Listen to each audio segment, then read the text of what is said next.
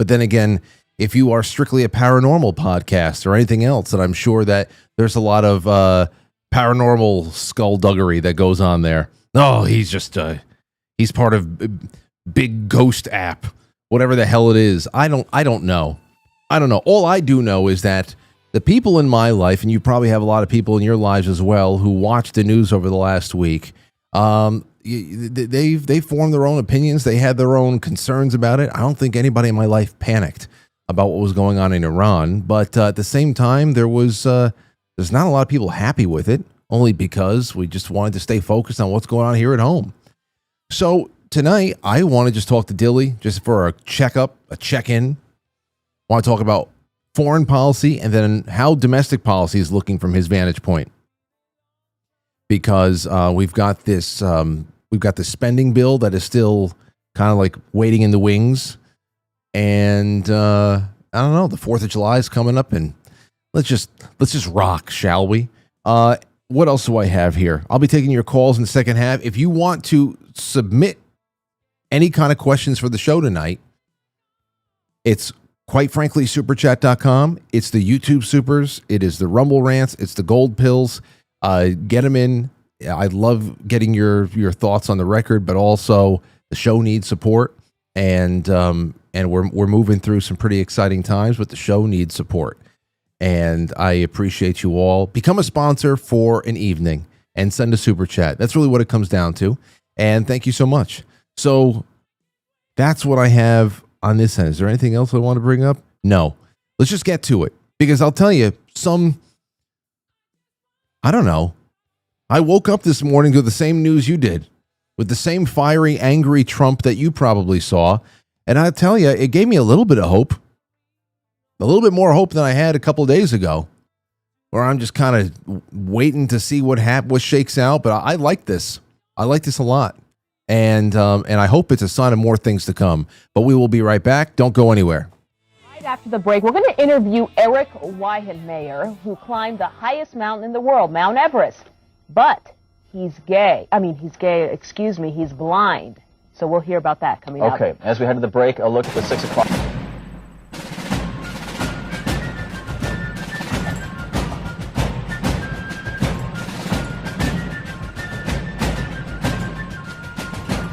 You let one ant stand up to us, then they all might stand up.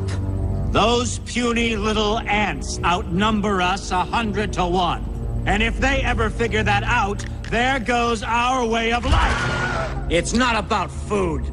It's about keeping those ants in line. That's why we're going back. Does anybody else want to stay? Let's roll!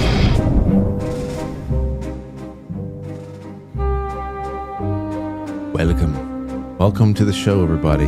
I just got these gold pills that came in from Vesper. Vesper says the heat will break by late tomorrow, Frank, I promise. I don't mind it. Honestly, I'd rather have it be hot and sunny, because I know that we're going to have like a few days. It's going to drop to like the mid-70s or something and just be rainy and damp and muggy. I hate that. I don't want that. That's useless. Give me mid-90s and sunny. I'll deal with it. I'll drink a little extra, go out there. It's cleansing. I feel like it just gets things out of you a little bit better. And now the air conditioner's in, to hell with it. I did that first thing on Sunday morning because I knew this was coming. But no, I'm not complaining, especially after the winter we had. Jeez, I feel like we barely left the house for 2 months. It was just brutal. Anyhow, welcome, everybody. We woke up last night when we were on the air, we heard about a total and complete ceasefire.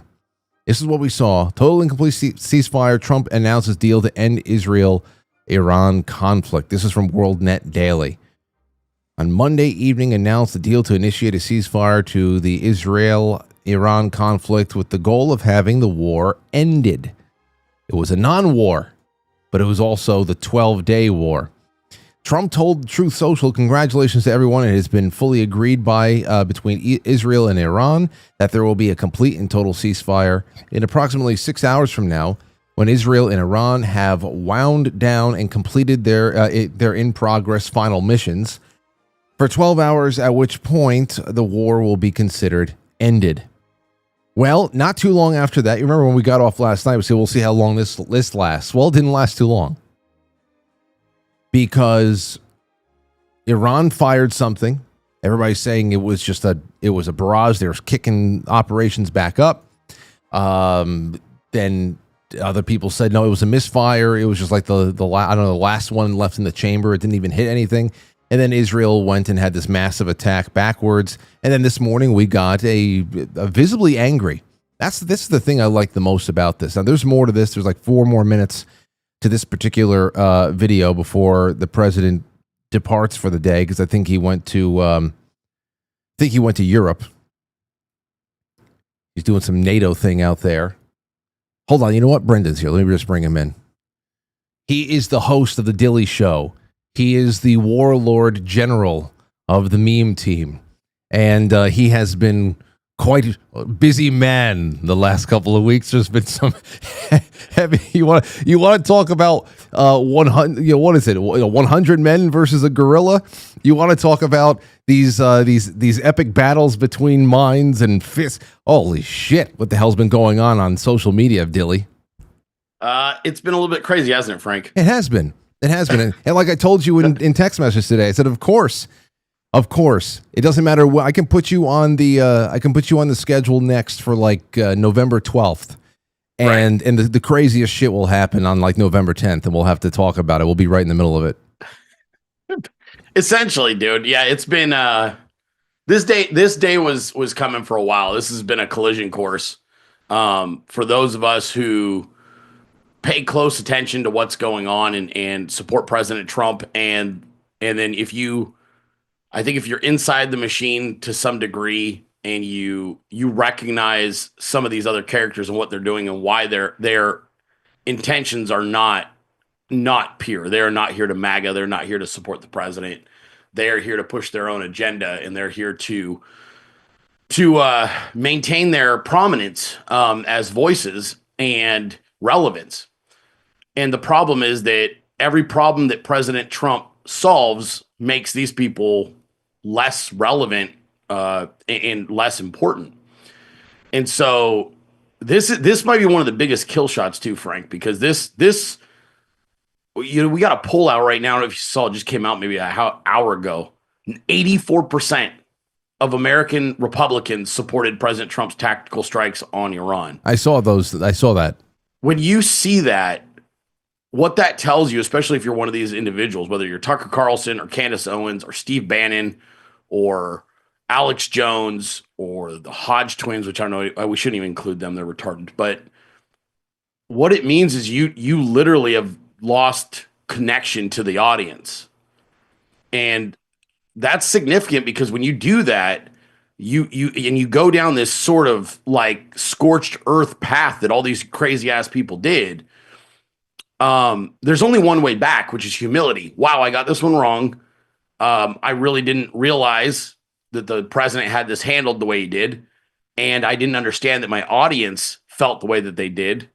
And you move forward with some type of humility, realizing that you are on the wrong side of the discussion. None have done that. Well, let me ask you this before we get into some, just because of my thoughts, things that we've been doing on my show lately. What happened in your estimate? Okay, let me first just say that I think that what most people hate, or people that hate what has happened over the last couple of, the last week, the exchanging of bombs, this 12-day war that at first said it's not a war, it's not going to be one. Right.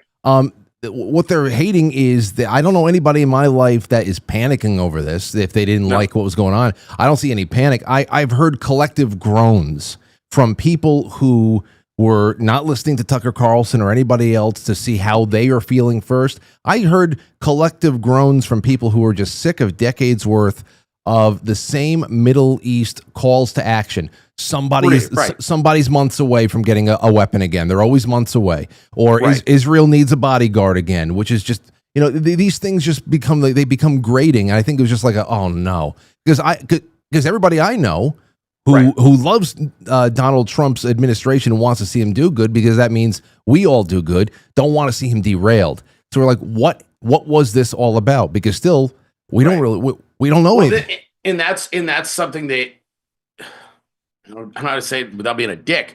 The end user, that is the American electorate's problem. That's not Trump's problem.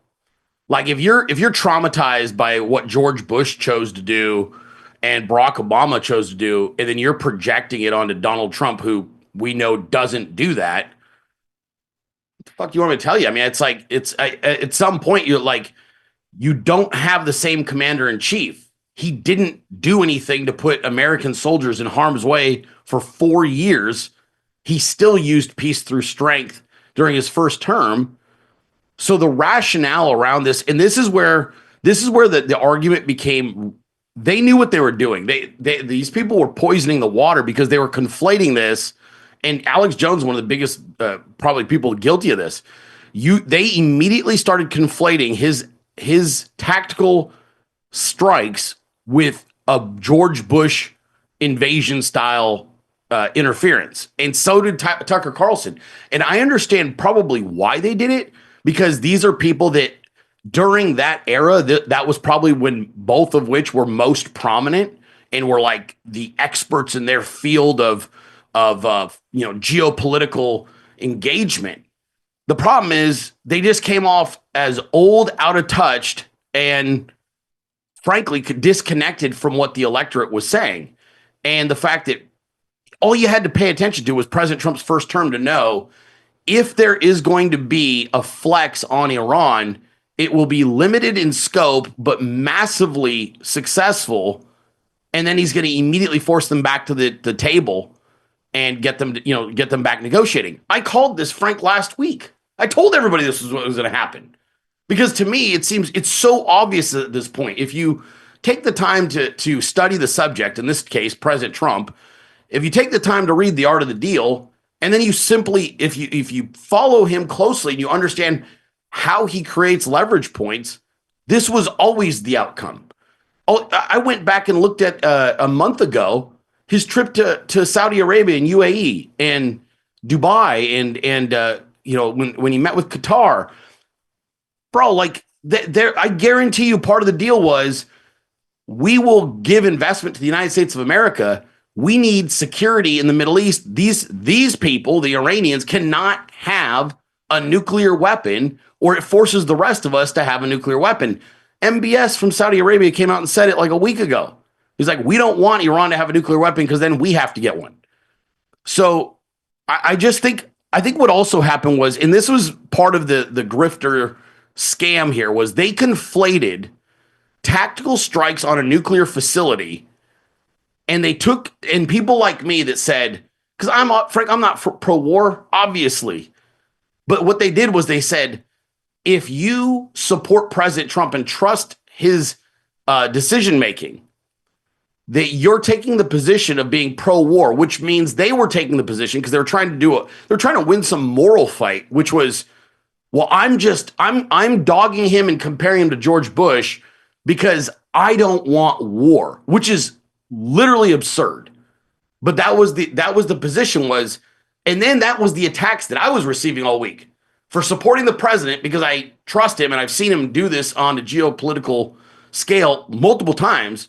The position then became, well, you support, and then I've been called all kinds of crazy crap, like calling me all kinds of Jewish names and shit. I'm like, I'm not Jewish, but like they're calling me, and you bow to Israel, all this nonsense. And it was like, none of it was even semi-rational. And I think a lot of that started to get muddied up because these people realized they were going to be in the wrong. And they were flat out wrong. There's no way to walk back a week's worth of public bullshit where you're comparing a president who has more than earned the right to be trusted on these type of affairs, given his past history.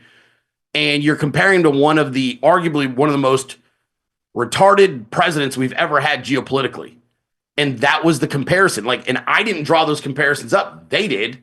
And then they went with them and they used them happily, those analogies and those comparisons. And then when they were shown that they were dead wrong, they still won't eat the humble pie. And I understand the American public, I get it. Oh, we don't want to go to war. You're never going to go to war. Like this was Iran has, Yeah, but you got to remember, anybody that's our age remembers George W. Bush victory flag behind him, and that George Bush is not Trump. I understood, but we have which is why I just dismiss it, Frank. Right on its face, I have to dismiss it, because in order for me to even give that any sort of like value, you have to start with the idea that either President Trump has all of a sudden lost a few IQ points and he's George Bush, or you have to adopt the idea that the neocons have taken control of Donald Trump, and that's why he's doing this. Both of which are retarded. Well, I definitely don't have need to know status, and not a lot of people do. So we already know that from the get go, whenever something like this happens, we're going to be working with an incomplete deck, and we're just going to be waiting and watching. And of course, some of us wait with bated breath. I mean, for example, me personally, and this is, you know me over the years too. Yes. So my opinion on the War Powers Act doesn't change because Trump's in office. I believe, we have, whereas I'm relieved that we were right and this wasn't the start of something bigger, at least right. as it looks right now. We didn't have a crystal ball. So immediately that's all, But even the Wars Power Act isn't a debate worth having. That's a congressional debate, right? Like it's in place. That'd be like arguing you didn't like the way that Donald Trump saved himself money on his tax returns because he used loopholes. It's like, if you don't like it, fix the system. No, that's not even I don't think that there's any merit to the discussion unless you're having it in Congress and you're like, hey, we need to repeal the War Powers Act. We're not comfortable with giving one person that much power, which I think that's reasonable, dude. I don't think that I don't have an issue with that debate taking place, but the rules are what they are currently, and you operate within them. Absolutely. In fact, that is actually one of the things that I was hoping that out the door, Donald Trump would close the door on. That, if there is some sort of, we have a real existential threat that's out there somewhere, Congress is perfectly capable of acting in a very decisive way quickly to put the president on the horse. Yes. But you know what? Here, and I'm glad you brought up Saudi Arabia and everything else there too, because that's the other thing that I was wondering. Why is it us when there's 16 other countries out there in the Middle East, and most of them would actually, if Iran nuked Israel, for example, I mean, yes. You're talking about a nice jet stream that's going to take all that nice radioactive wind to the east. I mean, I would think that Jordan, Syria, Lebanon, Saudi Arabia would have been leading this and mitigating this. I think more people would be comfortable with that because it would see a region that was taking care of itself. Okay, but this one actually is probably simpler than you might think. Okay. This is like, that's the equivalent of asking your siblings to regulate fights among your siblings. Like, there's a reason there's a parent. Flat out, it's the Middle East, bro. Like, they still have to live there. They've lived in war for thousands of years. They clearly don't know how to self-govern. Clearly. Like, that has been proven through history. Donald Trump comes in, he gets to play both the boogeyman and the referee and the deal maker. And no one has to look bad. That's the value of what Trump was selling is, I'm going to solve your problem. I'm going to remove the veil. And the truth was, Frank, what we've learned, and I said this on my show today, we learned that the boogeyman that they had portrayed as Iran was a paper tiger. Total bullshit. And they used it for 40 years to spend trillions of dollars in defense spending to basically say, oh, God, the Iranians got us again. They attacked us here. They attacked us there. We don't know what we do. What's the truth? The truth is we used 30-year-old technology to bomb the shit out of this country. And all they could muster was 16 missiles or something, or 6 missiles or whatever it was, where nobody was hurt. And they actually gave us a warning. I know. They knew. I'm telling you, as sure as I sit in front of you, Frank, the United States intelligence agencies and the military have known that Iran was literally not a threat for 30 years. And the only thing that became a threat was this entire game of the nuclear, they're building a nuclear bomb. And I don't know if they are or they aren't. Obviously, that can be heavily debated as well. But the bottom line is their existing military and the fact that they were allowed to kill so many Americans over the last 30 years, and the fact they were allowed to fund terrorism, this is an indictment of Barack Obama and George Bush. Nothing more could be a bigger indictment of that. because they could have dealt with this problem when my friends were coming home from Iraq in 2005, 2006, maimed, and different people I knew, and all of them said the same thing. We don't know why we're in Iraq. Iran is the problem. Everybody knew it. Everybody knew it who was over in the Middle East. And now this is the second time Donald Trump has punched Iran square in the mouth, and they didn't do shit. He turned their hero, Soleimani, into hamburger meat, and they didn't do shit then either. They launched a bunch of saving face missiles into the desert at an empty base. And now here we are again. He destroys their nuclear capabilities or whatever they're working on, and we get the same weak-ass response. And it just tells me the problem was never, could we deal with Iran? The problem was that Iran, in my opinion, was being used as a means to justify trillions of dollars in unnecessary spending, unnecessary wars, unnecessary struggle and strife.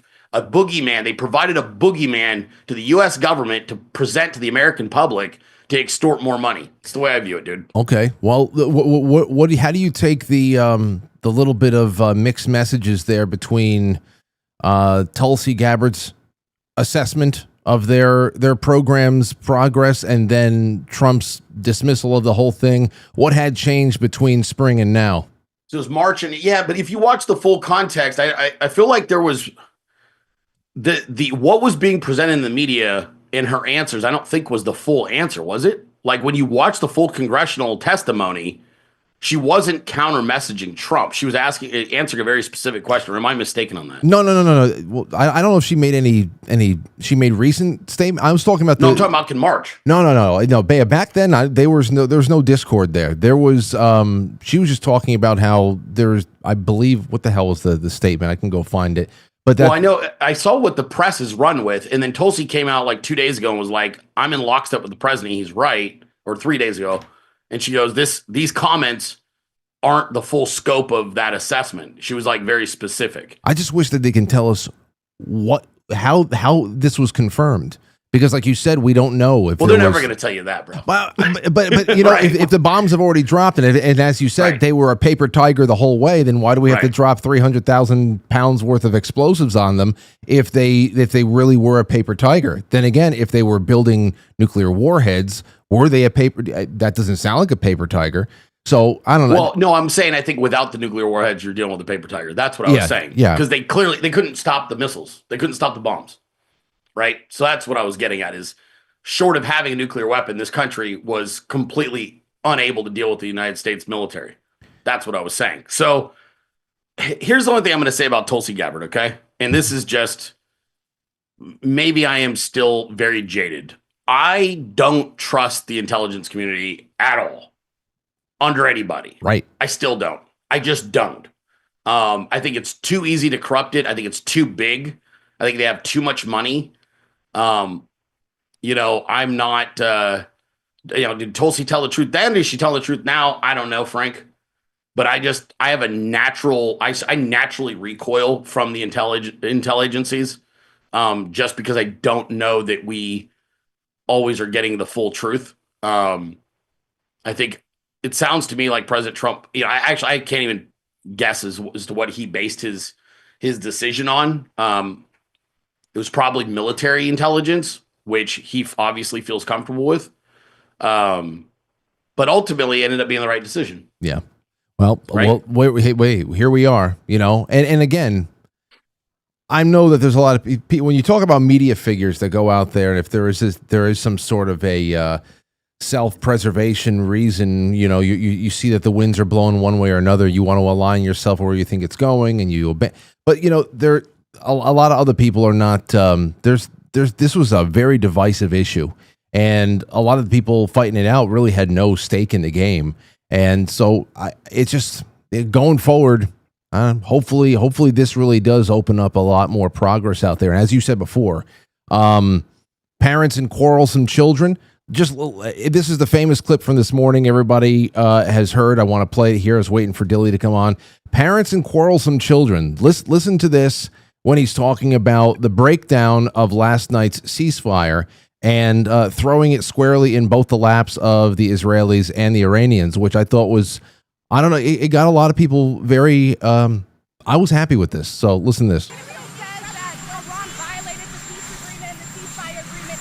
Do you believe that Iran is still committed to peace? Yeah, I do. For those of you who can't hear that in podcast land, the reporter asked, do you believe that Iran is still committed to peace because they were part of the violation? But then he evens out the responsibility here. Violated, but Israel violated it too. Are you questioning if Israel is committed? Israel, as soon as we made the deal, they came out and they dropped a load of bombs, the likes of which I've never seen before. The biggest load that we've seen. I'm not happy with Israel. You know, when I say, okay, now you have 12 hours, you don't go out in the first hour and just drop everything you have on them. So I'm not happy with them. I'm not happy with Iran either. But I'm really unhappy if Israel's going out this morning because of one rocket that didn't land, that was shot, perhaps by mistake, that didn't land. I'm not happy about that. You know what?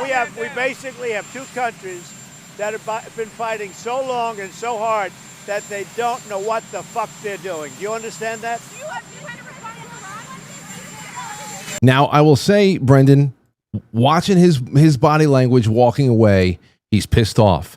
He's angry. And I'm very happy about that. Love it.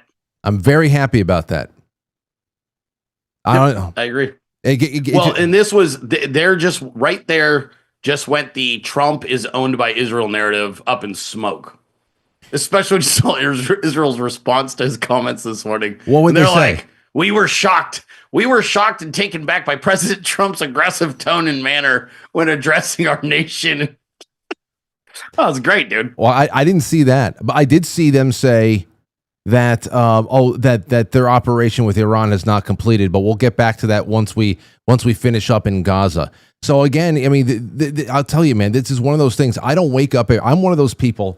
I know there are people who do this, but I don't wake up every day and wring my hands over Israel and what they're doing. And whereas I will pick and choose my times. Right. To protest what I believe is an incredible amount of undue influence that they have over here as a lobby and a special interest.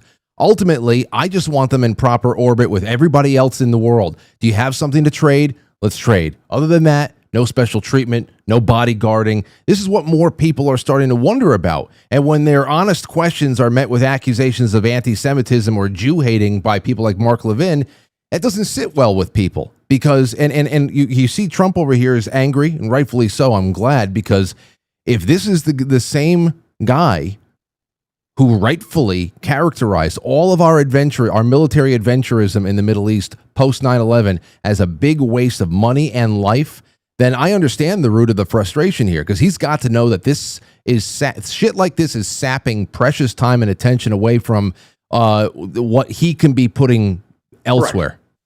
Yeah. No, that's correct. As far as the anti-Semitism, look, like the problem is whatever rational argument you have against Israel is being conflated and drowned out by the legit anti-Semitic retards that are on social media and other places. So, you know, look, you are what you're surrounded by. And if you're surrounded by fucking scumbags with the occasional good person with a cogent argument, people aren't looking and going, well, Frank can make a good statement, but these other 40 people that called Dilly a bunch of crazy ass anti-Jewish names, and I'm not even Jewish. Like, I don't even know shit about Judaism. Like, you know what I'm saying? Like, yeah. You're unfortunately, that's what the defense is what, you know, there's this fixation also. It's to me, it's a con, because it's like, I could easily make an argument that the Muslim Brotherhood has had more influence over our government, and especially Congress, over the last 20 years than any AIPAC Jewish organization has. I could literally make that argument, and we could pull up the numbers and start going to the finances.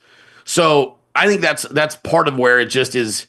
I think it's, to me, anytime I see the entire fucking crowd start running in a direction, they're all starting to agree on a point, like, this is the problem. It's almost 99% of the time, it's dead ass wrong. And this is just another one of those situations where I'm like, I don't even give a fuck. I only care about America. Like, that's it. And so the way I view this is as a businessman, and I don't know how President Trump views it, but I look at it and go, okay, these Middle East countries have committed trillions of dollars to the United States of America over the next 10 years, which is going to do wonders for our economy. And I'm not worried about what the optics are if I'm helping a bunch of Muslim countries or if I'm helping a Jewish state such as Israel. I don't care. And so to me, I just look at this and I go, what's going to benefit the American public? The end. Iran was threatening to blow up America for quite some time. We know that. The other thing that is, and again, you can thank that dipshit Tucker Carlson for this one, downplaying it. Iran tried to kill Trump twice last year. We know that. Those of us who follow the campaign knew that. It was publicly discussed. There was media about this subject. Tucker denied it. You've got to fill this in for me, because I heard this before, and with all the analysis we've done on the Butler rally, I just need to know how Iran created this incredibly zero details on this one. I don't even know that they've disclosed when this happened. But how does the secret? It's not Butler. What do you mean it's not Butler? There was at least 4 other attempts on the president's life. But the Butler rally was not because they're not saying that Butler was Iran. No. Okay. What I'm telling you, and Don Jr.'s talked about this. There were more attempts on President Trump's life. They traced at least 2 of those back to Iran. That was credible. Your current deputy director of the FBI knew that. Dan knew that the Iranians had a hit squad in the United States. They were trying to take out Trump. So there were at least 2 other, to my knowledge, and I'm basing this on what Don Jr. has said on his podcast, there were at least 4 other attempts on President Trump through the campaign the last 2 years. That didn't get any media attention. No media attention. That's a horse of a different color then, because when it's somebody in the American public hears so-and-so was behind the attempt on Trump's life, they're thinking about Butler, and they're wondering how the Iranians got the Secret Service to abandon. It wasn't that. Okay, that's nope. Well, and these were discussed. Again, these were discussed during that news cycle, but I get it. We're all trying to survive Biden. But there were a lot of media accounts that were talking about, and I'm talking about, mainstream media that was discussing the fact that there had been attempts or plots to try and take out President Trump, and 2 of which they knew had come directly from Iran. So, Ted Cruz brings it up. Tucker poo-poos the whole thing and makes a mockery of it. And then a bunch of gimp Americans fell for it because they were like Tucker's mocking Ted, and Ted, obviously wouldn't have himself a very good day with Tucker. But it downplayed, I think it just downplayed a lot of things. And I think it started to muddy the waters on, look, like, this country is not our friend. They actively made an attempt on our president, at least 2 that they talked about. And we know that they have obviously, stated more than once their intentions with the United States of America should they ever get a nuclear bomb. So, okay, add that with whatever other intelligence they had, and President Trump thought it was prudent to go deal with the problem, and he did. Well, I'm taking note of that now, because I didn't even know that there was differential between those events, and I thought that was the claim that Butler was Iran, which seemed absolutely ridiculous to me. So, no, Butler, as far as I know, has ties back to. I thought it had ties back to Ukraine. I know the other one had ties to Ukraine, but I thought that the Florida one was Ukraine. Well. Okay, the Florida guy with the AK was Ukraine, I think, at the golf course or something. He was an organizer or something. Okay, so changing gears here. What's the state right now? Because we have not spoken on air since that very public food fight between President Trump and Elon Musk. What's the state of DOGE, and how irreparable is the rift between the president and Musk right now? I don't think it's not irreparable. Not irreparable. A better word is irrelevant. Okay. Elon's out. DOGE has been passed on to professionals now. They're cleaning up. They did a lot of good work. They made a lot of major mistakes, like massive. Elon made a mistake. Elon made mistakes. I don't know if I could point it on him, because I don't know. Oh, I can tell you one definitive mistake was that email threatening to fire everybody. Yeah, it was massive. It was a huge, stupid thing. And it's not how the government runs. And there are still lawsuits going on because of it. That was dumb. There's a few other ones that I don't really want to get into, but there was some pretty significant, well-intentioned people who just didn't have a full understanding, a comprehensive understanding of how the government really does, like, is interconnected. And so you start tinkering with something over here and you may disrupt something over here. And the guys just didn't know. And I think did I tell you, I told you the last time I think when I was on with you, Frank, about the U.S. Army. Did I tell you that story? No, what? You know, one of the major fuck ups that DOGE made was they canceled the contract that they thought was this bloated contract that wasn't necessary, not realizing the company that they were canceling the contract for is the payment processing company for all U.S. military troops, all personnel. So they canceled it, and it took like 4 days of emergency meetings to fix because they were about to not be able to pay the military. So stuff like that, Frank. Okay. Where it's like where somebody gets in and they're doing a job, and now thankfully it got resolved. So we don't count it as a failure because they fixed it before anybody was harmed. I didn't know that Musk had that kind of autonomy while he was in. His team did, yeah. But the thing is, they were able to, you know, they saw a contract and they didn't know what it was fully, and they didn't explore it fully, and tried to pull the trigger and canceled, and then the company was, you know, obviously reached through their the contacts they had and said, you realize we do your payroll, right? Like, there's no paychecks going out if this gets canceled. And it took about 4 days to fix. They have other stuff like this where, like, I'll give you an example. There was one where the contract was going to expire in 3 months, Frank. It was a pretty big contract for a totally woke, nonsensical contract, okay? And rather than doing the mature thing, which is let it expire, and then it's easy to cancel at that point. You just let it expire. What they did was they terminated it. And you know what the company did? What? They sued them. And you know what the DC court said? What? Give them 2 more years. Ah. So a contract that would have just simply canceled in 90 days but they wanted the press for what they were doing.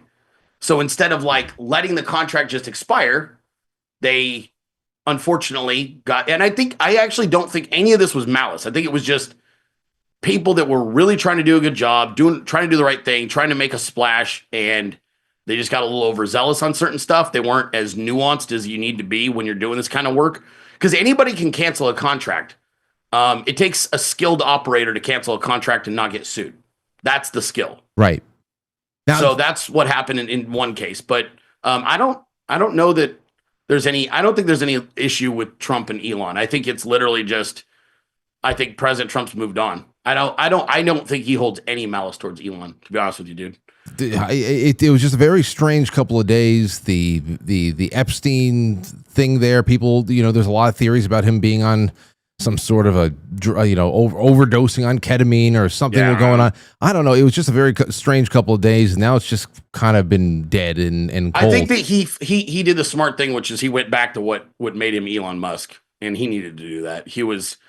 This was a world that I don't think was ever going to make sense to a guy that is of his temperament.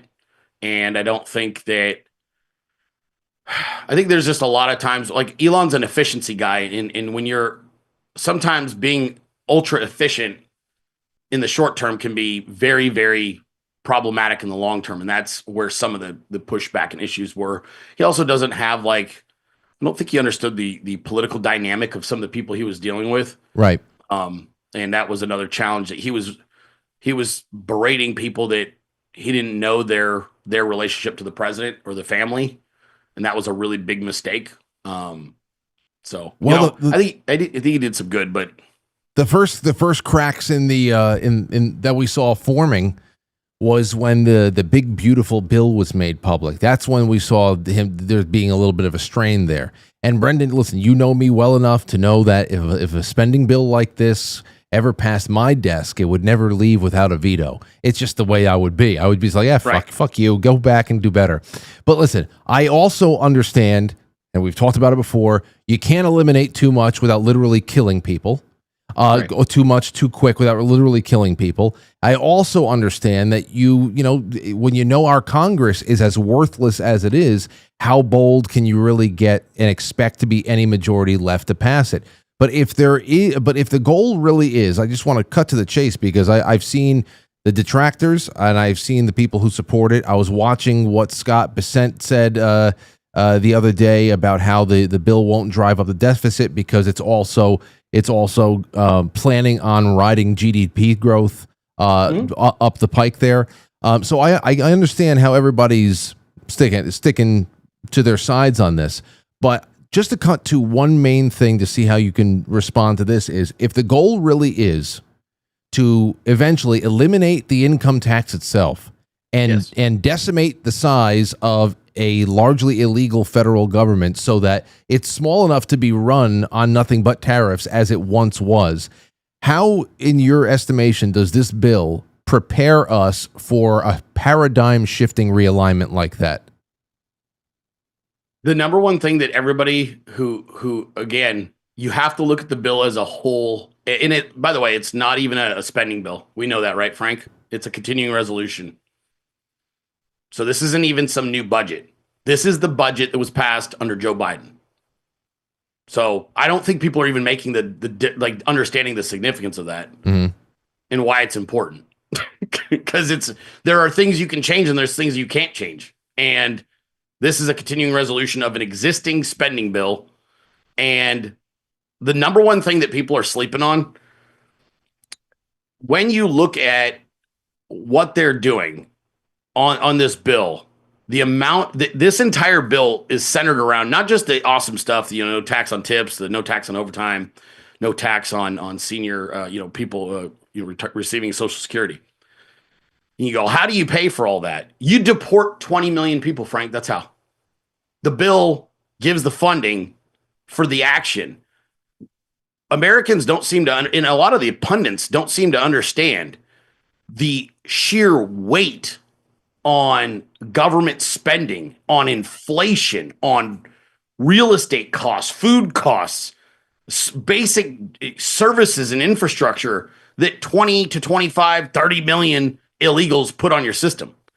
And when you deport them all at once, like Jerome Powell sat in front of the Congress today and said that we're looking at a slowdown in GDP due to immigration and deportation. That's because they drive up GDP because all they do is consume.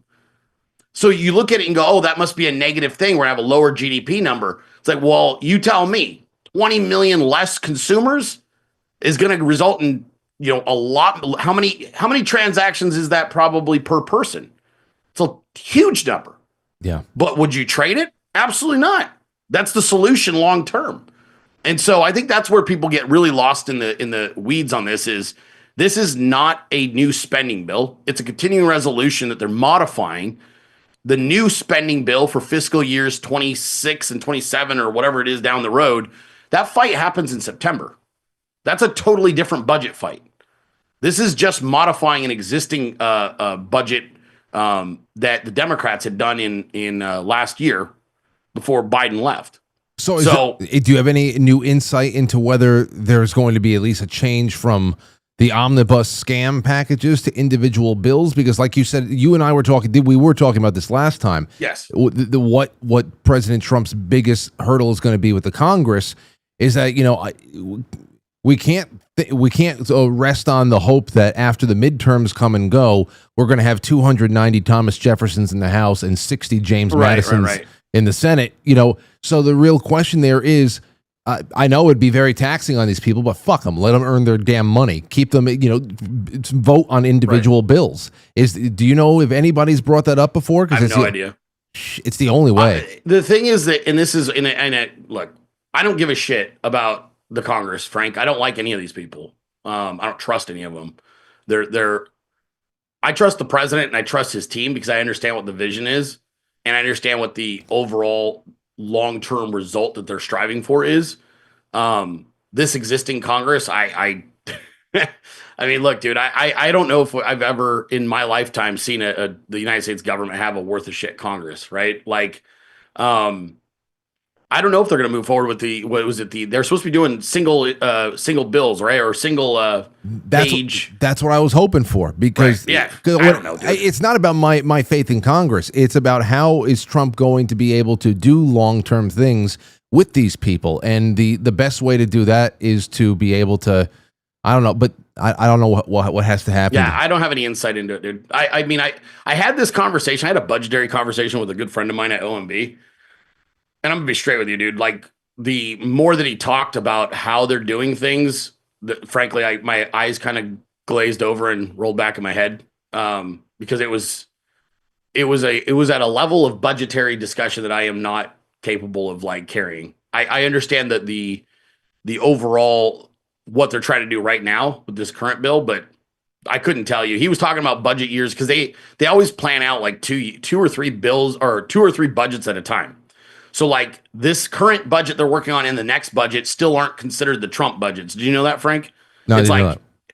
yeah. So like the way that they view it apparently is like that first continuing resolution and then the next budget, Trump doesn't get his budget until the following year, basically right before midterms. That's what he told me, whatever that means.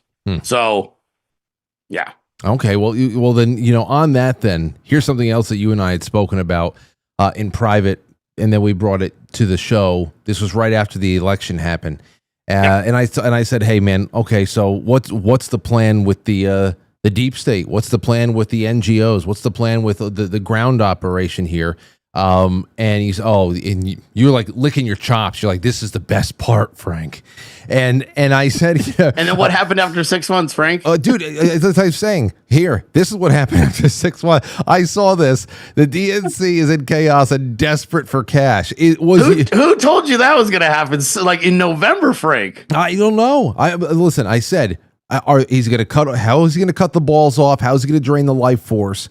And we see this, and we know it's bad because even though they had the embarrassing flailing in the streets for the No Kings thing.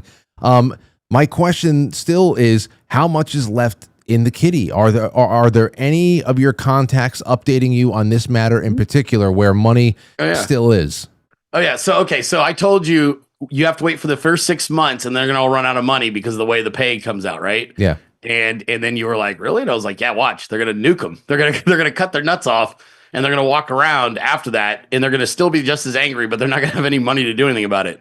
I can tell you that they are working right now. They have traced most of the money that was funding the LA riots. I can tell you that. And they were debating on how they were going to handle it, whether it was a public thing where you call them out and they figured out where the money was coming from. Or do you simply just turn off the money supply and let them bleed out? I think they opted for the second one. So the LA riot situation stuff with the immigrations, I wouldn't anticipate seeing any kind of calculated, really well-calculated, well-organized events such as that anytime soon. Now, I might be wrong. There might be some private party that's funding it, a Soros or something like that. But I can tell you, they figured out where the money was coming from. They knew it was coming from inside of our own government, and they were able to trace it. And I know all of the people on the computer science side that tracked it down, and I know the guy that put together the comprehensive presentation who handed it to Russ Vogt and took it over to OMB or took it over to the White House. Wow. And they found it. So I don't think it was really anything sexy either, to be honest with you. I don't think it was like it was this guy. It was just a collective different monies coming from different places within our government and then being activated through these NGOs and contractors and whatnot. So, well, that's what we were seeing when USAID started having their skirts pulled up months back, was that even people like George Soros aren't even really, everybody thinks that he is just, a bottomless pit of money, but he wasn't even throwing his own money around. It was good billionaire would, right? No, he was just redirecting tax dollars that were coming in and filtering through any number of shell corps and subsidiaries and all that. It's just fucking nuts, man. Are we ever going to get a look into Fort Knox? We were talking about that for a couple of weeks and that went away. I never followed up on that. I don't know. I never followed up on that. I don't know. That discussion seems like it went by the wayside. I don't know if we are. Yeah, it's a good question. I don't know. I was hoping. I don't know about that. I think where I've been and what I've been doing. Look, the big beautiful bill is going to pass. I told everybody, it's going to pass. They're voting on it Friday. If they vote on Friday or Saturday, they'll start that debate. Trump will sign it on Tuesday. That's So quick. That's quick. It's going to turn around quick. That's what my understanding is it's going to be done before 4th of July. So. Okay. Well, you know what? Last thing I got to ask you before we just exchange pleasantries and go about I mean, for as hot as it is up here, how is it down in Florida? Oh, it's the same as always, dude. 90. Nice. It's 90. I got a pool. I don't give a shit. That's good. Just like I literally do my show and then I hop in the pool and start doing some phone calls and I work from my pool most of the day. Damn. It's the benefit of being at home, right? Yeah, absolutely. I mean, I've got some nice asphalt in the back, but there's that's Frank, all. we got to get you down here to visit. Yeah. I love that you always have me on, Frank, and your chat still hates my guts. Oh, I just got a. You know what's funny is I'm like, as much as I come on here and then I tell you things that inevitably end up happening, you would think they'd at least somewhat appreciate it, but nope, not at all. You have a very prickly demeanor sometimes, Dilly. I think that's what it is. I think. You know what it is, Frank, and I get it now. I think that there used to be a time in life where I had to speculate about everything, and now I don't have to speculate. I can just ask people. Like I was communicating with 2 different White House people today, like senior people, like in the White House, right? About just, certain things and conversations. And like, I think when you have that kind of access to people who you consider friends, I don't have to speculate because I can just go ask the question and go, hey, what's the deal with this, man? Like, I can ask and get clarification. And then I think because I'm me and I've pissed off enough people that they're not going to like give me the benefit of the doubt. They're just like, well, I don't like his personality or whatever. I'm like, all right, but I'm just going to keep telling you what's going to happen. And it's going to keep happening. Well, in a much lesser way, I've had that experience very, very select times. I knew one guy I went to school with back in the day. He was like a small part of the 2016, 2017 transition team. And when Trump and Jeff Sessions started having a little bit of rumors about them not having a good relationship, most people were like, "Oh, this is kabuki theater. They're working this out. This is all theater for one reason or another." And I had it from my friend. It's probably the only inside information I ever got. He said, "Oh, let me just tell you something, Frank. This is not kabuki theater. They are they hate each other. At least right now." That's the weirdest part, right? Is when it's something like. Sometimes the worst part is when it's something that's really straightforward and you have a clear-cut answer. Like what you just said is like clear-cut. They don't like each other. And the rest of the world, including me at the time, I had no idea. I'm like, I don't know. Does he really not like Jeff Sessions? Is this just, I had no inside source at that point. I'm just like, fuck, I'm flying blind, dude. Maybe they're just having an argument. I don't know. But that's probably the weirdest thing about cultivating good relationships with people who are knowledgeable is oftentimes the answers you get to things are so much more direct and simple than whatever's been concocted in the public sphere. So then when you say it, no one really is excited about it or they dismiss it because it's too easy. They're like, well, that answer is too easy and too simple. And you're like, well, okay. Like, well, I don't know what to tell you. Like, to your point before, though, man, who do you trust? And and I understand that sometimes things change, or we catch we have a situation that is like 1 in a million or whatever the hell happens. But most people just don't trust the media. They don't trust the Congress. Yeah. They don't trust anything that's coming out. So we settle into what is actually a pretty good. It's self-preservation to speculate.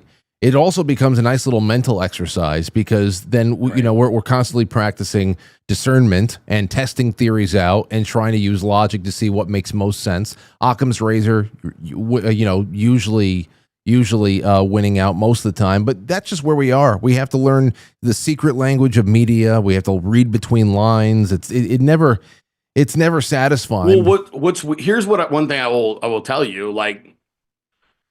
I think that probably the safest and most accurate way to like, if I get it. Like you don't want to listen to someone like me, or maybe they're like, oh, I don't trust him on this subject or whatever. If you really just want to know what's really going on, President Trump's, he's been really forthright, bro. Like he's telling everybody what he's doing. And I think that just sometimes it's an overthinking of what that looks like. And I think also because he's so enthusiastic, people think that he's exaggerating. Oh, he's got to be exaggerating. And it's like, but he's not. And I think that's part of it is like I think he's been a pretty direct about what his intentions are, what his goal is, what he's working on, what's going to happen. And I think if you listen to the president's words and you listen to his, you watch what he's doing, his actions, and you don't, the dangerous thing is when you get caught up in the in-between because he doesn't negotiate in an orthodox way. So if you start judging him based on his unorthodox method of negotiating, then you're going to miss, you might have had it. Like, you're like, oh, I believe he's going to get this solved. And then he gets into the way he's going to solve it. And people are like, oh my God, just like, Marjorie Taylor Greene going full retard yesterday on Bannon and saying he's abandoned his campaign promises 6 months in. And then she had to eat a shit sandwich a few, hours later. And it's like, dude, he's not going to do things the way that you all think he should. And that's why you elected him. Right. And you just got to let the guy work. And most of the time you're going to be happy with the outcome. So what do you do you when it comes to something like new emerging technologies like AI? I mean, there are things in the big beautiful bill that have made. I mean, I didn't like the integration of AI into the Department of Commerce. I didn't like that there's a 10-year moratorium on any kind of a state's ability to regulate AI, which is unconstitutional. I just obviously this is something that a person like Donald Trump has to have advising on, especially because he's a member of an older generation. You got to have somebody come in and give you the ground, the work on that. What do you have you done any work on his advisors in relation to AI and these technologies? No. I mean, obviously my team works with AI every day in a really obviously pretty impressive way in what they can create and what they do. I can tell you that just objectively, like from the outside, like what I think is probably he recognizes there's an AI arms race with China, and he doesn't want to be impeded by any rogue leftist states. If I had to guess, that not that it makes it right. I could see the rationale being we don't want roadblocks on something that could potentially be a significant, a significant impact to our geopolitical position. And so if you view it that way, it makes a little bit more sense where they're like, we've got too many activist judges and too many activist states, governors and different things like that. But even that, I don't really know, Frank. I don't really know. That's not, I have my own opinions on that, on AI, which is like, I could definitely see the benefits, but then obviously I think we're all living through a lot of the risk of it, especially given what percentage we do not know of online interaction is not even human anymore. We're arguing with bot farms and people are getting triggered by, AI armies that they're purchasing and have these, that whole experience. So that in itself is a very uncomfortable reality. I know because we know it's present and we know we're dealing with it. We know we're dealing with it. And it's also been a big part of the IRS's auditing arm for many years now. I didn't know how much that it was thrown at us, but to hear it being employed in that way is disturbing. I mean, I also wonder how much of that goes into even battle planning sometimes, especially with Palantir and all these Palantir people that came in and were made into lieutenant colonels or something so that they could apply this in some military sense. It's all up. I don't know it. I just read headlines and I say, shit, I hope somebody can explain this to me one day. But I'm with you, bro. I'm kind of the same boat, dude. I'm like, okay, I'm over here making shitty pictures on Grok with it. Well, that's it. I am not targeting any foreign nations or figuring out how to create viewers with it. I'm over here like, dude, put the apple right here, not over there. Trying to figure out how to work Grok. See, that's it. 95% of people, if they had this technology in their hands, they would use it making that video I saw get passed around on Twitter the other day with, what was it, the cat that rescued the injured duck? It's something like that. Most people would be doing that, and then there'd be 2 to 3% that would would try to fry. Yeah, I have no clue.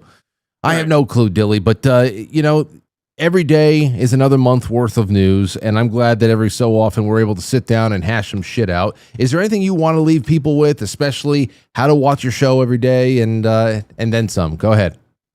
You can just go to to dillyshow.com, or you can go to Rumble. It's I go by the Dilly Show on Rumble. You can follow me on X, Warlord Dilly, or don't. It's fine. I don't know. Frank, I'm not even like, it's funny. I do my show, bro, but I'm so over like trying to like expand the audience. Like, I don't give a fuck. Like, I don't give I wish I was like that, but I don't want to deal with stupid motherfuckers. I don't really care if anybody believes me or likes me or wants to engage with me. Like, you don't want to buy my products. You want to listen to what I have to say. Then fuck off. I don't care. That's fine. I got other businesses, so I don't give a shit. Like, I do this because I love the president and I love America and I want to do what's right as best I can. But my livelihood is not based on it. I got plenty of other things I'm working on. So. No, I know that this. I know that you have your main businesses and your business sense predates your streaming, and I understand that this has actually been a part of your what you believe to be a civic duty, and perhaps one day you'll hang it up. But I understand your priorities have always been different the whole way. Me, this is in my blood. I love the art of talk, and that's why you're so good at it, bro. Well, one day we'll see, Dilly. One day, every dog has its day, Dilly, and who knows? You join me for a broadcast one night. We're talking to millions. It'll happen. You keep doing it, Frank. You keep going, bud. All right, brother. Well, listen, you get there. Appreciate you, man. All the best to you and the wife. Enjoy the weather down there. We'll get together sometime soon. I know it. All right. God bless you, Frank. See ya. God bless. Take care.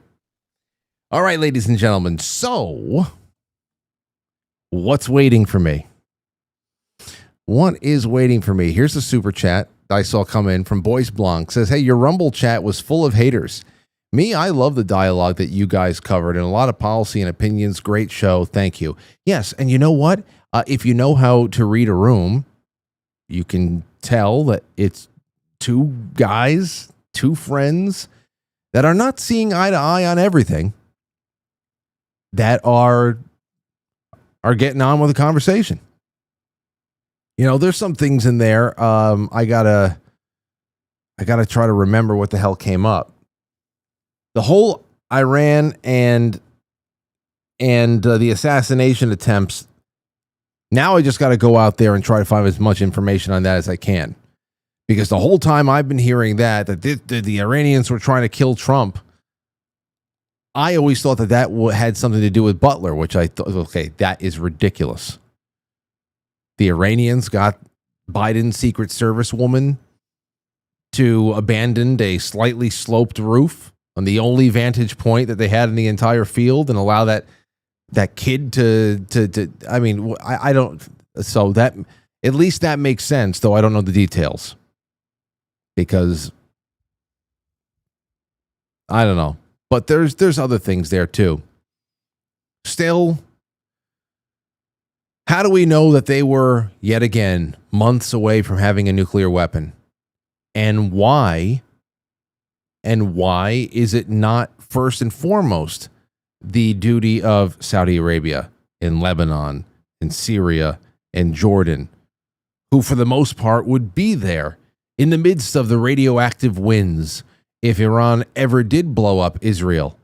And not only that, but Israel's a very small strip of land. You start using nukes over there, you're essentially going to be wiping out the Palestinians as well. I mean, obviously, when you get into wars of martyrdom, that's not a big consideration. But you'd think that all the neighbors out there would want things to be a little bit more chilled out.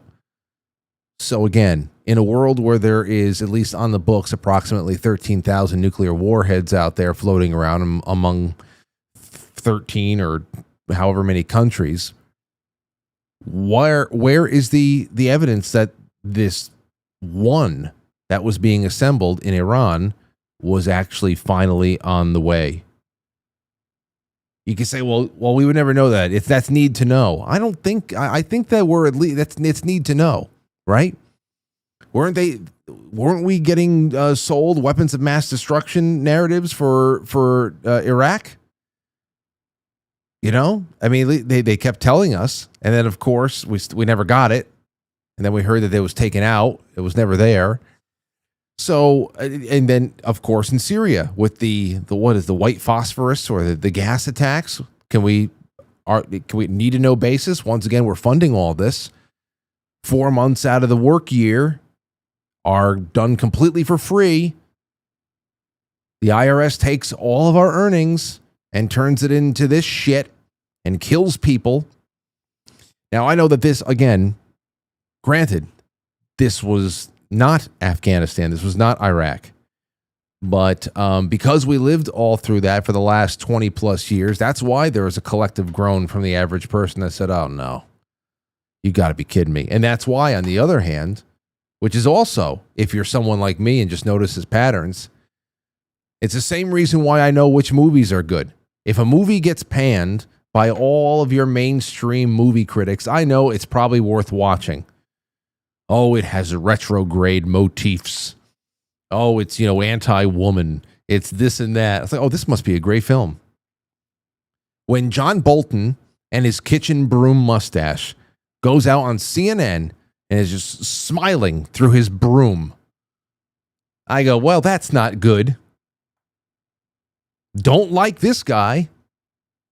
I don't need Tucker Carlson to tell me to put all those pieces together for me to start feeling like, oh, God, I hope this is not another long boondoggle. I really hope. So there's that and more. Anyway, what do you guys think about tonight? We're going to take your calls and all that. In fact, we're just going to start taking them now. And while you call in, 914-200-0269, I will just remind you that this show, I'm going to just take a moment to let you know that if you love this show and you want tons of behind-the-scenes, members-only stuff, the private live streams, the film and the book club, please consider becoming a sponsor through Patreon, Subscribestar, or directly through quitefrankly.tv/sponsor. That's it. There's a fun menu of sponsorship options there. You become a pen pal of mine. Get Polaroids, and there's postcards, and God knows what else. Every new sponsor that shows up, you send me over your address. We send you things to your house, stickers, whatever the hell else. Keto brain samples, you name it. All good stuff. So please help me keep this show free, independent, and growing. That would be wonderful. Every night of the week, I put a lot of time in. I'd love to have you reinvest. As good voluntarists would do. I would never tax you. I'd never go into your back pocket like the IRS and say, give me that, you son of a bitch. Never. Would never. 914-200-0269. Let's see. Vesper says the heat will break. Oh, we already did that. Thank you, Vesper. Safety Net says love bomb. I hate this show. One love, Lynn. Boys Blanc. Rumble chat was full of haters. Well, it's okay. It's all right. Let everybody cool down.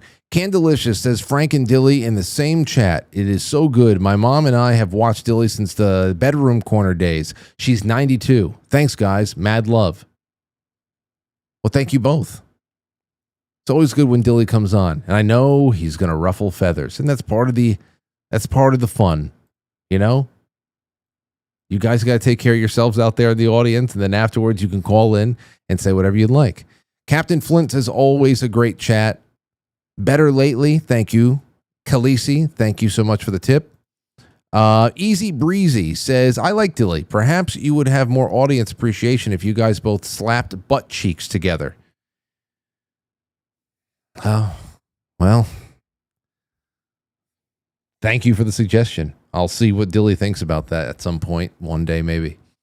Running on Empty said, I love you, Dilly, and you're looking very handsome. Okay. Well, there's something going on over there. Got a lot of people who are feeling the summer heat tonight. Okay. 914-200-0269. Haywood says, I send them all Happy Meals and tell them to get effed because I stole all their toys. Who are you talking about? I don't know what he's talking about. I don't know what he's talking about at all. Give me a buzz. Here's a few more. Matthew Flores says, just because it's Monday. Matthew, thank you so much. And Paul says, hey, Frank, I was wondering if I can get a birthday shout out for my lovely wife, Carrie. Thank you, Frank. Keep up all the great work. Blessings to all the Franklies out there. Well, let me just say, I'm sorry to Matthew and Paul for not seeing these. And happiest of birthdays to Carrie. I hope that she had a wonderful day. But let me just say, guys, we're not doing super chats on Stream Elements anymore. Don't either way. We're on Stream Labs, but don't store anything other than quite frankly superchat.com. Okay. The sometimes the super chat processor may change, but the URL that we bought to forward to one of those processing pages, that never changes. So don't save Stream Elements, don't save Streamlabs. Ultimately, you don't need any of those. Just only save, quite frankly, superchat.com. That's all that matters. Superchat.com. All right. Steve says, Frank, I think Trump and team are running a psyop meant to manipulate Israel. It's American lobby and the influenced people within the United States. The government did it, that is. I believe he attacked the nuclear sites in order to remove these people's rationale for a deeper conflict or a regime change operation. What is the risk of Israel countering this with a false flag to further drag us into a protracted conflict? And what will Trump do if that happens? Ooh. Let's get to that in a second. That's actually a pretty good question. We can game plan it a little bit. Let's see. 845, you're on the air. Go ahead. Hi. Is this the Quite Frankly? Yes, it is. Line? How are you? Oh, okay.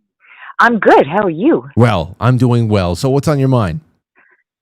Okay, so I see the number is 914, and I actually live in Rockland County. I know. So I'm wondering, if it hits the fan, what direction are you going in? Oh, well, are you going to stay where you are? One second. If you could just turn down the stream so we're not hearing double of me, that would be great. Okay, gotcha. Yes, you hear that? That's okay. What direction would I be going if it hits the fan? Well, I'm thinking I'd probably go maybe north if I can. If I can go up, if the 87, 684, I don't know. If I would like to go north a little bit more. And if I can go northwest, that sounds a little bit better. I think going south would be ridiculous. Straight out west might be. I don't know if you can get into the farmlands that are near along the Pennsylvania border of New York. That's nice. But the whole question is, if depending on how big the emergency is, unless you got bicycles, where the hell are you going? It doesn't matter what the hell. I mean, I don't know. Where are you going, and what are you traveling in if something really hits the fan? Well, if it's an EMP, we're going nowhere because all the cars will be dead.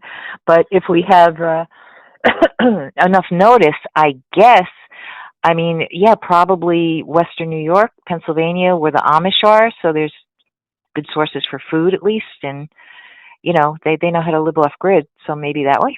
I guess the real thing, and I haven't really mapped it out, is how the hell you can get far away from this area without using any of the interstate highway systems, because 95, 287, whatever the hell it is, that would be impossible. I thought about this for a long time. That's why I wanted to have a well-maintained bicycle for everybody in my household for a great many years. And then, of course, what I realized is that is that's a plan with a very short lifespan, because eventually, Frank, your mother is not going to be able to mountain bike through the wilderness to be able to get away somewhere once she hits her 70s and she has a couple of hip replacements or something like that. So I don't know. Yeah. I've thought about it a lot, but I don't know. Probably would feel like going deeper into New York, like northwest a little bit more. Try to get into that because outside of where we are down here, it really is mostly farmland. And if you can just find a way to get away from the congestion, you're really home free. You can get to those Finger Lakes or something. I would get up to the Adirondacks as quickly as I could, but you definitely get some congestion around Albany. So I would need to learn the back roads a little bit more. Yeah, I think that's a good idea, and have a physical map on hand. And because if you're anywhere, we're suburbia over here, but like they say, who always says it, Chris Evan, when people are 3 meals out, they start going crazy. And, so you literally have 24 hours if there's an event. And I know, they say hunker down and protect your property, but, unless you have a way to protect yourself against groups of people, because it's not going to be 1 or 2 people trying to, get what you have. There's no way to defend yourself. You think? So Deb, are you thinking a lot about this lately? Because it's not, and I don't mind you bringing it up, but survival situations is not really part of the topics tonight. So this must have been like on your mind recently. Well, I think, because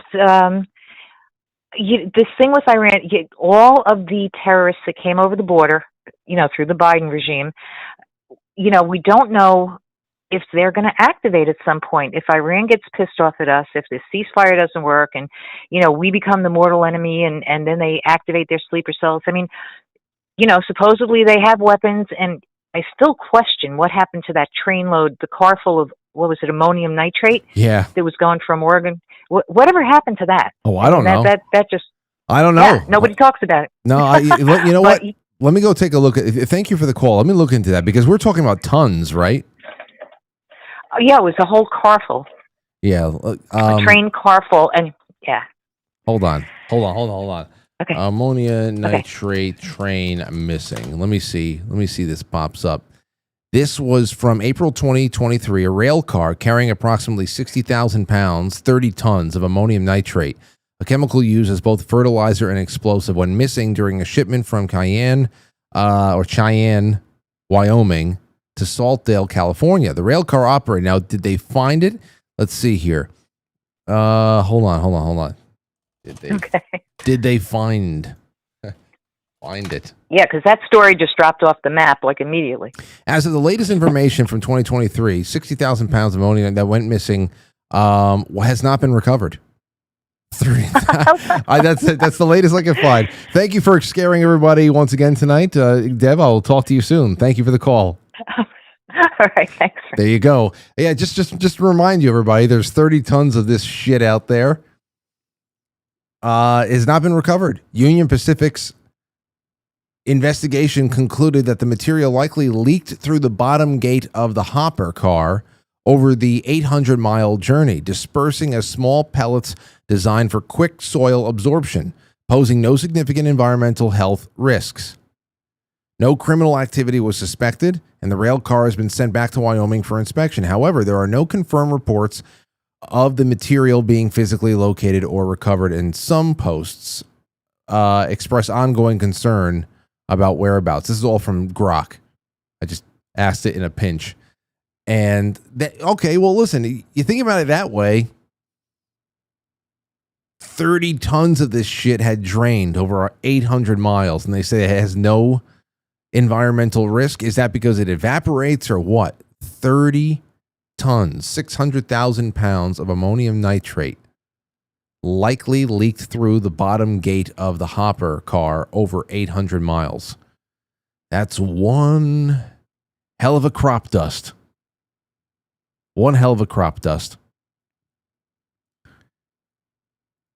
Italy, Texas.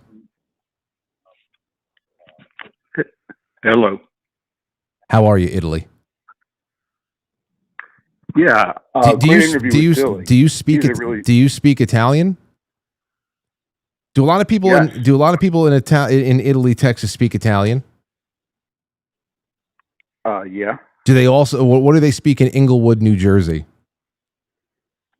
Or do they speak? What do they speak in Quincy, Massachusetts? The same nonsense as in Westchester County, New York. Oh yeah, they do. It's been a while. Yeah. How have you been? How's your family? Everybody's good? Excellent. Good. What do you do for the summer? Do you have any summer plans? Just bought a home in Florida. We'll probably hang out there. Oh, that's nice. Are you the type to have a nice cigar and a cocktail? Do you drink? Do you smoke? No.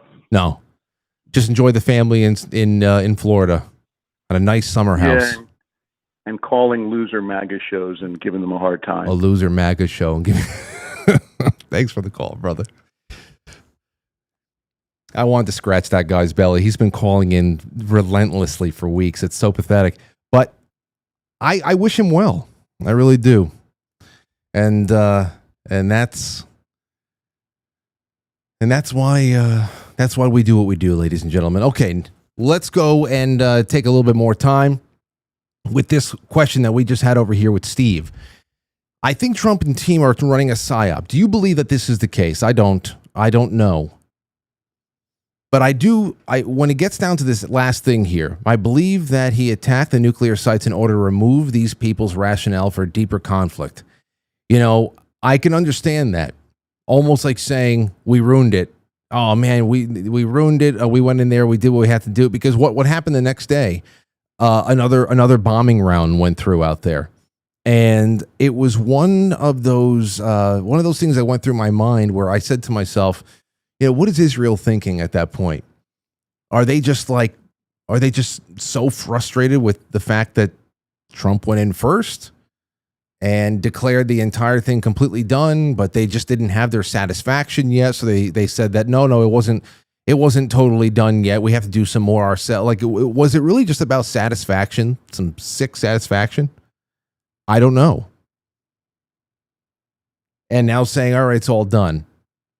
It's all done. Everything's done. We're getting a ceasefire in. But obviously, Israel's not ready for that. That's the quote that I had coming out today, is that they are not done with operations in Iran. And in the meantime, they have to refocus their efforts in Gaza. So it's like they're not done. So is there really going to be a ceasefire? Essentially saying we still have to run some missions in another person's country. We still have to blow things up. We still have to be in there and do our work in another person's country until we are sufficiently, we're satisfied in some way. So I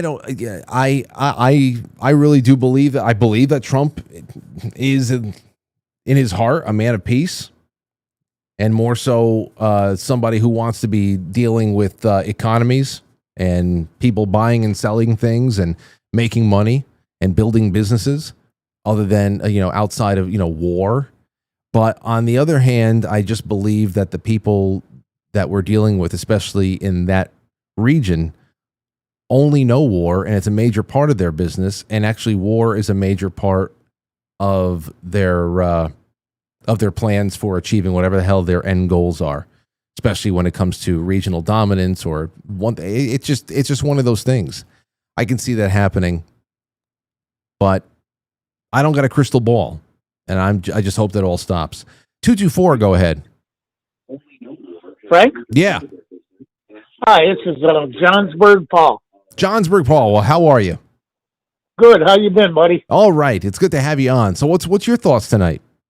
Well, I was listening to you talking earlier about why is Israel still whipping up on Iran when there's supposed to be this peace negotiation going on.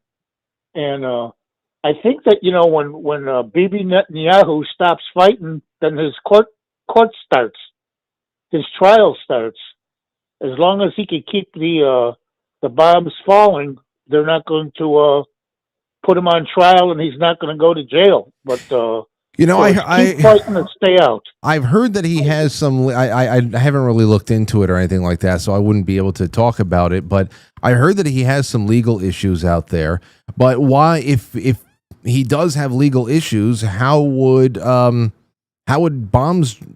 Is it like a rule? Well, what I've heard is that he's accused of, and it's a pretty strong case of taking favors in the form of gifts from different people, different countries, different big shots, stuff like that.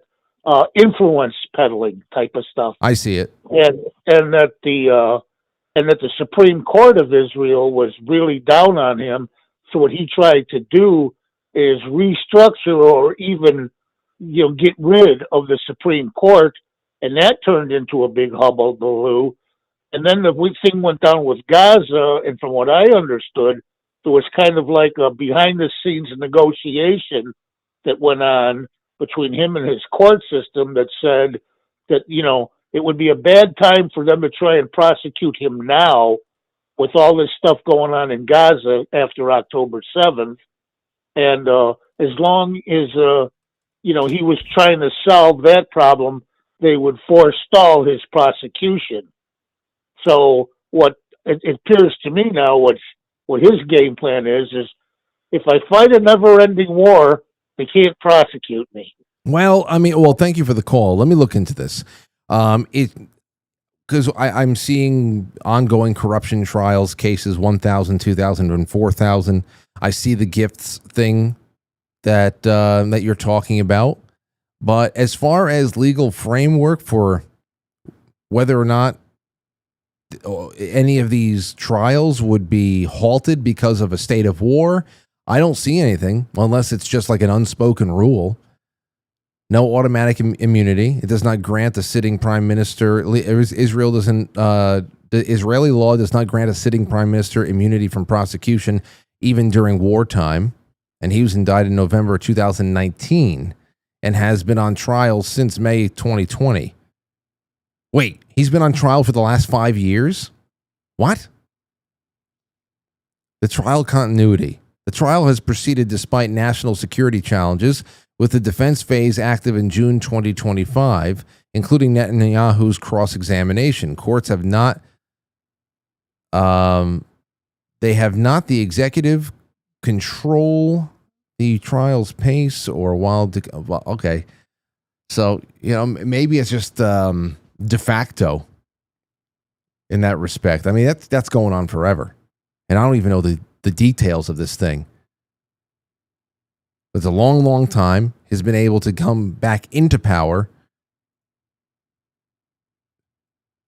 Anyway, there's that. Jay Semo says, you did a great job tonight, Frank. Cheers. Well, I hope you enjoyed it.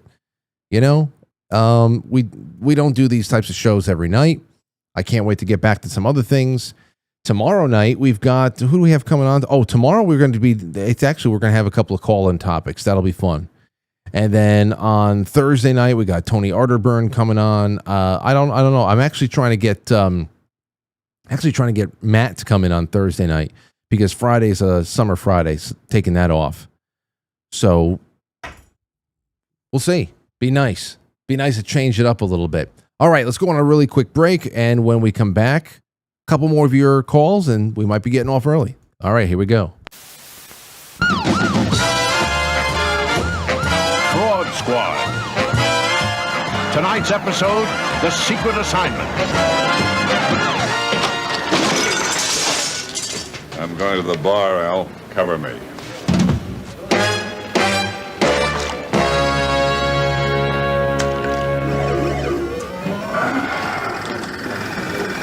What can I get you? Screwdriver. Anything to drink? What's that? Just cider. This isn't just cider. Fraud Squad, hold it, sister. This is Red Rock.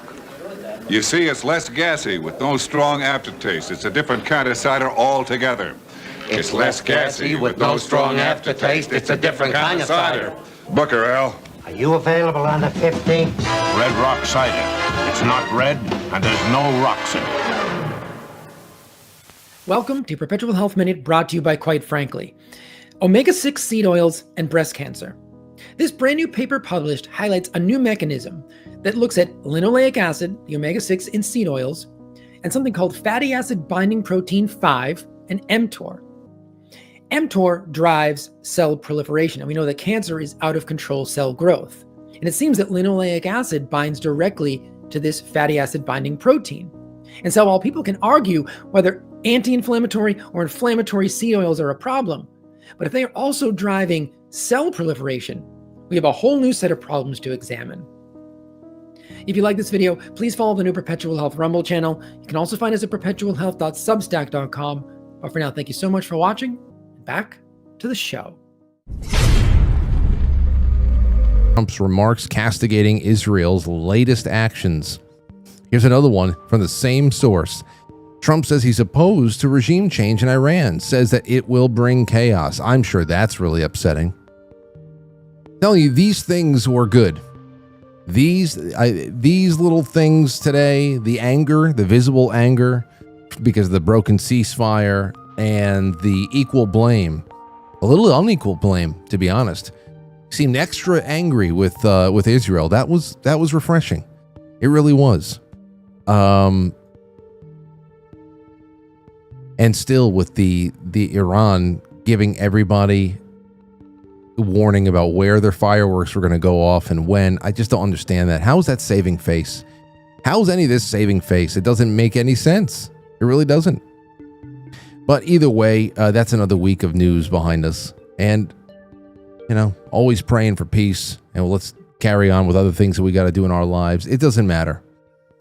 It doesn't matter ultimately. All that does matter is what we're going to be doing. What do we do? Because we have the ability to reach critical mass with consciousness to another level, to bring it somewhere else. We can change the culture. That's it. Make it go make peace go viral. That'd be something. And even if that doesn't stop the bombs from going off, it still has, okay, well, here we are over here. And it makes everything else look so much more disjointed.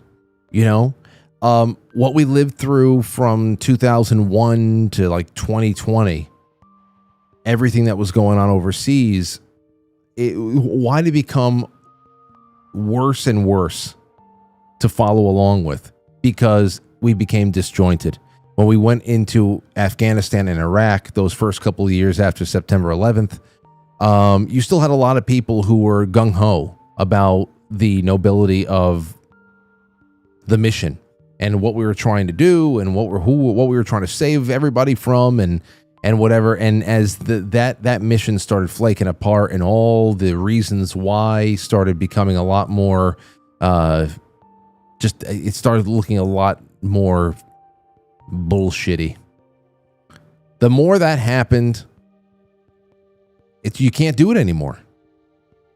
And part of the reason why I know Dilly was talking about 86% of Republicans said yes, good job with these strikes. I mean, I'm never polled. Then again, I'm not really a Republican, but it's just one of those things where I think it's one of the best things that we're dealing with right now culturally is that it's going to be very hard for anybody to even project consensus on something like going to war ever again. At least not in anybody's lifetime who's still alive. Like, where are you going to be able to gin up the belief that our greatest existential threat can be found anywhere other than right here in the United States right now? And that's part of the reason why I was like, damn it, just stay focused. Now, our friend Steve out there who said, now what if Donald Trump, blasting this one area in Iran did something in an even more strategic way where it actually took all of Israel's righteousness to go out there and, stomp around, kicking over everybody's sandcastles. It took away their righteousness in doing that. That's an interesting thought. But like I said, the biggest reason why I was just like, did this really have to happen now, is because I know, and I have to imagine that Trump knows in his heart of hearts, that the biggest enemy he faces is right here at home. A good amount are in Congress. The most of them are the organizations and the stage managers that are standing behind the Congress, the real decision makers, the movers and shakers. And then you have the media, of course, which is out there, the CNN and the New York Times that have all day are like, well, the nuclear facilities have not been destroyed. They have not been destroyed. And then what's her name? Levitt, the new speaker, the press secretary. She's coming out saying, no, that's bullshit. Not only is a flat out lie, but it is being leaked from this lie is being leaked from top secret places. So they have lie? I guess maybe top secret leaks, but they're lies. So maybe it's just that they're just collecting all types of intelligence, true and untrue. Either way, there's a leaker. Now you need to have a leak hunter again come out, see what the hell that is. Plug that one up. Oh, nuts. Let's take another one real quick. We'll take a call from the Sentinel. Go ahead, Sentinel. Hey, the last 24 hours, things have been moving so fast. I just wanted to comment that something that we didn't talk about as a group was on the War Room yesterday with Steve Bannon, he showed 40 minutes straight speech from Lindsey Graham just before the ceasefire was announced, where he railed on how good old boys here in America wouldn't put up with one missile. We would want to destroy everybody that looks like somebody that threw a missile at us. And so why would we condemn Israel for not wanting to retaliate against Iran? And he was upselling us to war with Iran. And then just after he spent 40 minutes on the floor of the Senate talking this shit, the president announced the ceasefire and totally killed that narrative. There are people in the Congress and in the deep state that want a war with Iran. The president doesn't want a war with Iran. He took the nuclear facilities out the table and he put an end to this narrative. And I'm so proud of that. And that message went to Russia. Hey, we can sneak right through your border and blow up any goddamn thing we want, any goddamn time we want to. And you know what? They better wake the fuck up. So that's all I got to say about that, Frank. Great show. Love Dilly. Love your show. Have a great night, buddy. Okay, well, thank you, Sentinel. Sentinel dropped a whole lot there, and well, I mean, if Sentinel was still on, I'd ask him, well, why is that a message you'd want to send to Russia? I mean, I think they know pretty well about our military capabilities, though. With our financial situation, I think that our national debt is one of the greatest security threats that we have. If there actually was a reason to go out there and have an all-out war, where the hell are we going to get the money for that?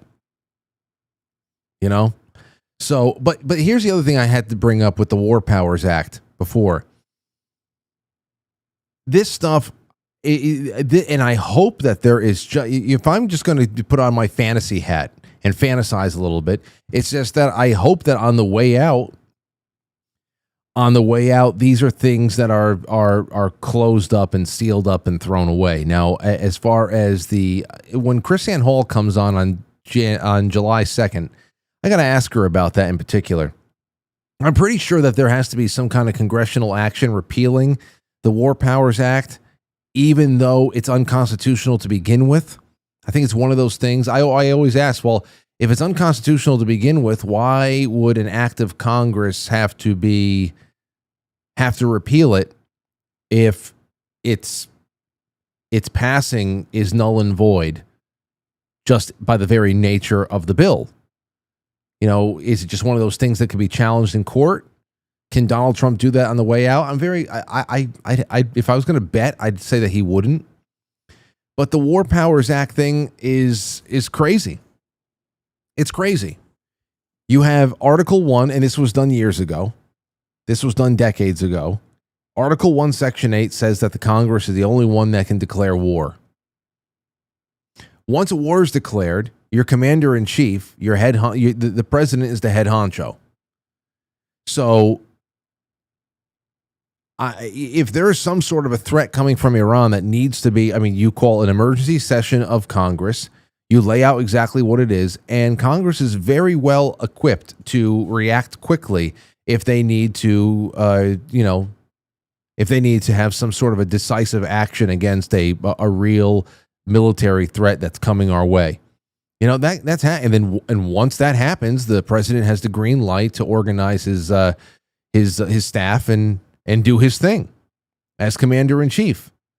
But this whole idea that you'll see it, there's a lot of vague spaces between Article 1, Section 8 and Article 2, and which is all the powers of the presidency, where the president is the commander-in-chief over the armies and all that stuff, and then the Congress can declare wars.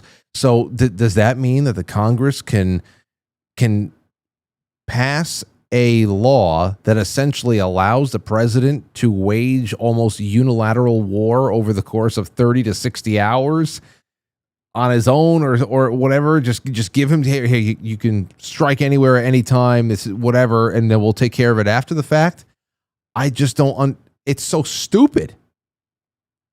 And again, why would they do that? because probably even at the time, the rigmarole that they have to go through to amend the Constitution,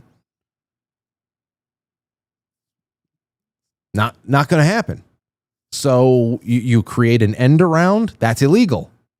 Oh, there's a lot of gray areas. You know, if you're going to interpret the Constitution so strictly, I'll say, well, how do you interpret any contract that you sign? Loosely?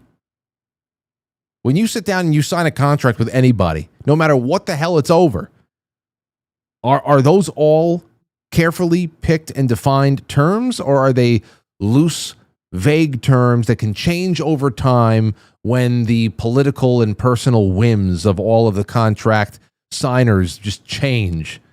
And they say, oh, I thought it was, I'm feeling this way today. It's so stupid. The whole originalism versus living, breathing bullshit. It's so stupid. And that's why I say I hold that across the board. We don't like it when a Bush does it. We don't like it when an Obama does it, a Biden does it, a Clinton does it, whatever. I'm not going to change on that when Donald Trump does it. I would love to have seen the Congress brought in on this, because I would have loved to have seen some kind of public record as to what the hell was about to be completed, what it was, because that we're only a couple of months away. I've heard that my entire life. So yeah, I don't know. This is all from Sentinel's comment about, going in there and just decisive action and also sending a message to somebody else. I said, well, I really hope that we are in the future, if we're going to make any real progress, good lasting progress, that ability to send a message like that is reined back, and we have some good balance on that issue again. That would be nice. But I know, like Dilly said, hey, listen, these are the tools that are available to the presidents right now. This is the way it's been, and that's just it. This is the game we're playing right now, and it's true. Can't deny it. You can't sit here strapping yourself down to your ideals while everybody else is playing by a completely different set of rules. You're going to be left behind, and you can potentially get yourself hurt. So that's all I got for tonight. Trump wants peace in Europe. We can't bomb Ukraine, so that leaves Russia. That's what Sentinel says. Rev says, Frank, I hate this MAGA extremist show, but I love how you masterfully handled your callers, and well played, sir. Well played indeed. Thank you, Rev. Good to have you out there. Jay Britt says, the people that get so bent about Dilly are just uncomfortable outside their echo chambers. We need more opinions to compile an informed consensus. Give it all a listen. Great discussion, Frank. Well, I agree with you. Listening to people that you don't agree with, or perhaps I wouldn't be surprised if there's a lot of people in the audience that would give Dilly his due on any number of things that he has called or predicted or previewed, or any of his analysis. You're not going to agree with everybody on everything, very rarely. But there's probably a lot of people out there who, whereas they agree with Dilly on a lot, they probably just don't like the way he goes about his business. That's what I hear a lot, and I'm sure Dilly does too. That's it. So, yeah, it's all right. It's all right. It's all right. We get together again tomorrow night, and it's another go around with each other. From now until then, though, I hope that you are all, you're all nice and comfortable in your houses tonight. You're not too sticky and hot. I hope it's cool and dry where you are, while outside is the turbine of the hairdryer, as I said before. And tomorrow will be another day. I can't wait to join you at 7 o'clock. We'll have a great show one way or another. And thank you again, Dilly, for joining us. That's all I got for you tonight. Thank you to our super chatters, and I will catch you on the flip side. Become a sponsor. I'll catch you on the flip side. A Chinaman goes to see the eye doctor. After the exam, the doctor says, I know why you're having trouble. The Chinaman says, why? Doctor says, you have a cataract. The Chinaman says, no, I have a Rincon Continental. You don't get it? I get it. He drives a Lincoln. What?